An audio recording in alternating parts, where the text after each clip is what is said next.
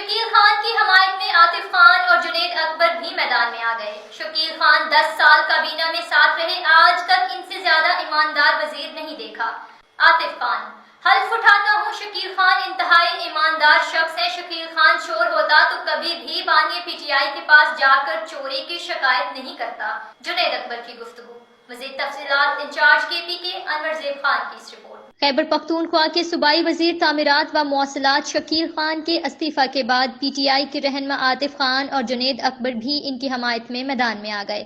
سابق صوبائی وزیر اور رکن قومی اسمبلی عاطف خان کا کہنا ہے کہ شکیل خان 10 سال کابینہ میں ساتھ رہے، آج تک ان سے زیادہ ایماندار وزیر نہیں دیکھا۔ جیل میں بانی پی ٹی آئی کے پوچھنے پر انہوں نے خیبر پختونخوا کابینہ میں کرپشن کی نشاندہی کی تھی۔ شکیل خان کے خلاف سازش کی گئی جس کے 2 کرداروں کو وقت آنے پر بے نقاب کریں گے۔ رکن قومی اسمبلی جنید اکبر نے کہا کہ حلف اٹھاتا ہوں کہ سابق وزیر شکیل خان انتہائی ایماندار شخص ہیں۔ شکیل چور ہوتا تو کبھی بھی بانی پی ٹی آئی کے پاس جا کر چوری کی شکایت نہیں کرتا۔